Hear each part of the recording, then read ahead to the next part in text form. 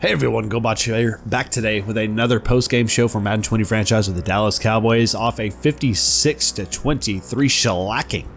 The Cowboys dominated the Giants in every aspect. We put up 28 points in the second, 21 in the third.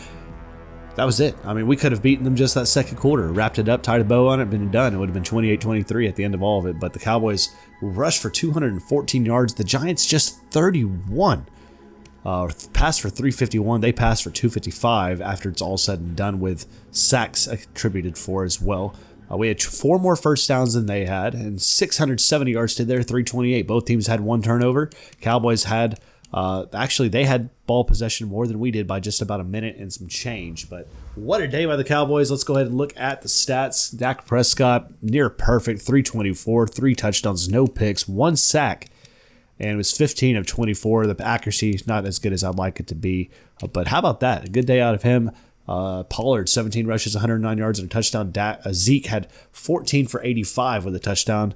Dak and Polk only had 1 each. Weber had 1 and Cobb had 1. But the receiving numbers, here you go. Mari Cooper, 5 catches, 160, no touchdowns. Cobb, 6 of 103 with 2 touchdowns. Ezekiel Elliott, 3 for 36 with a touchdown. Gallup, 4 of 36. Schultz and Jarwin each had 1, respectively. Defensively, the top tacklers, Leighton Vander Esch with 13 tackles, 5 for a loss. Top sack man was DeMarcus Lawrence with 5 sacks on the day. And he had a scoop and score, 32 yards to the house for the Dallas Cowboy defense. So let's go ahead. Let's advance through this week. We'll go ahead and get ready for the Cardinals coming up here very, very soon, which they're one of those tough teams that we had to combat last year and this year. They're 3-2-1 at this current point. So we're getting ready for them coming up here very, very soon. Let's go ahead and look at some of the scouting and training and all of that mumbo-jumbo stuff. So right now, Cowboys wide receivers, we're still looking at possible receiving guys somewhere in this draft. Just because we know we're going to need them. So you're terrible, dude. Some of these receivers straight up suck. They're straight up booty. Okay, I'm done wasting spots on you guys. Okay, so left guard, we've already scouted pretty much all we could scout there that it's going to be worth anything. Defensively now, we need to look at defense. Right end, we got a couple guys there we looked at. I'm still wanting to find a true safety, a true born safety for us. Left outside linebacker, we'll look at a couple of these guys as well. Quentin Lashley, terrible. Samuel Whitaker, you're awful. Undrafted Clint Williams, well, maybe actually pretty decent there if we can see. But we'll look at more of those guys coming up in the next week. Let's go ahead and start the training for this week ahead for the Cardinals. We can get these to get some player upgrades as well. I really want to know what early projections are for the award season. I wonder if those are up yet. We'll have to look at that here in a minute. So we got upgrades from Frank Williams and Larry Cobb. They get an upgrade each. Okay. So let's go ahead and look at the standings. Again, the Cowboys, there's still some unbeaten teams, so we're not the best team in the NFC or AFC yet, or the NFL period, which is crazy because we're having an amazing year. But the Bengals at 6-0 are running away with the AFC North. The South right now is led by the 5-2 Colts. Everybody else at 4-3. Pretty stout division overall. The AFC East, 4-2 Bills are leading that. The Patriots at the bottom right now, which is something you're not used to seeing there from the Pats. The Broncos and Chiefs, each 5-1, are tied atop that division. The Raiders at 6-1, just playing terrible. Look at that defense. 238 points allowed this year. That's awful. Awful. The Bears at 7-0, leading the NFC North. The Vikings at the very, very bottom right now at 1-6. The South led by the 6-1 Falcons, who did defeat the Eagles, it appears.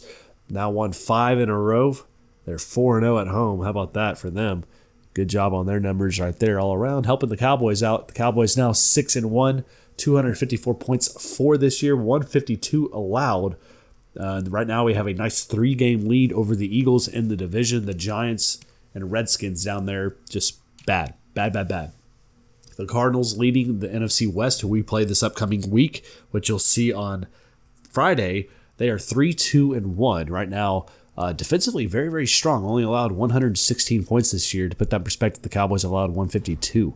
So there you go with the league standings. Let's go ahead and look at some of the stats. The Cowboys offensively are the top offensive yardage team in the NFL.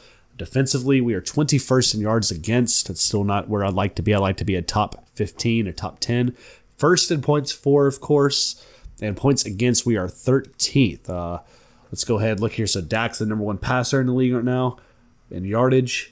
The rushing numbers, Zeke is now 3rd in rushing, 2nd in touchdowns, 8th in carries, so top 10 in all categories there. Cooper's 1st in receiving yards, 4th in touchdowns, and 3rd in receptions. So very happy to see Dak now in front of the INT numbers for the year. Let's go ahead and look at league leaders across the NFL.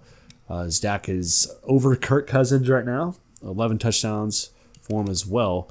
Let's go ahead and look at the top touchdown man. It is Matt Ryan, 16 touchdowns, 1 pick.